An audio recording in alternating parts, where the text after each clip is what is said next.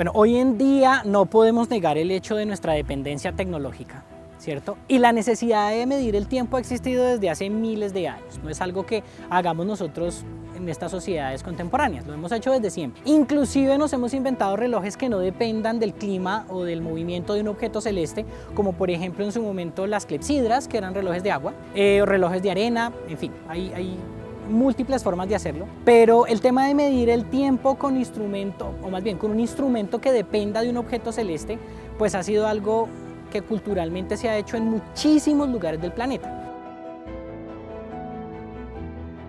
Entonces, de manera muy general están esos dos, verticales, horizontales, y existe otra gran categoría.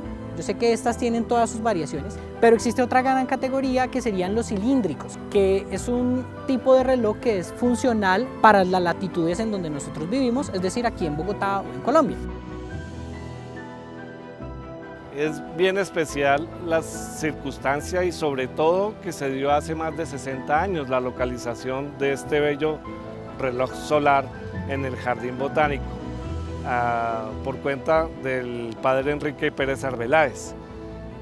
Y tiene de especial dos aspectos principalmente. Uno, que su ubicación coincide exactamente con el centroide de coordenadas geográficas de Bogotá, Distrito Capital.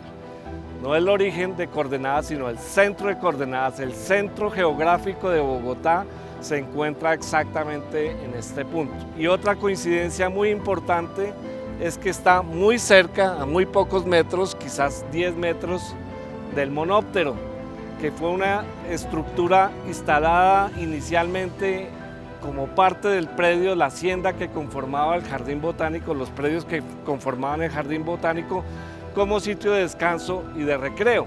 Ese fue anterior a la instalación del reloj. Más recientemente, el año pasado, ese monóptero se le dio una utilización bien interesante, que fue la instalación de la cápsula de la Esperanza.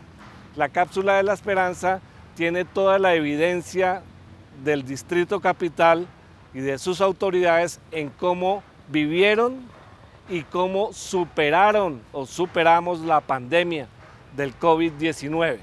Ahí hay una serie de elementos que en el 2038 se abrirán y vamos a examinar cómo fue la estrategia que utilizó Bogotá y cómo vivimos esta pandemia. Bueno, que aprendamos de la ciencia básica, que existen otras formas de comunicarnos con la naturaleza y de leer la naturaleza.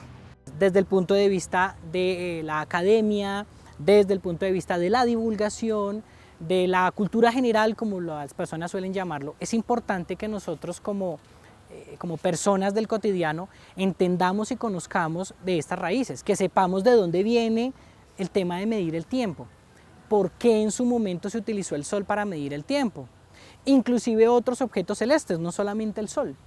Entonces me parece que hoy en día estos elementos se deben mantener, se deben divulgar para que las nuevas generaciones entiendan que la hora que les está marcando el teléfono o un reloj digital o un reloj de cuerda no se creó de la nada, sino que viene de toda una historia acumulada de la humanidad y que es importante que nosotros sepamos de esa historia.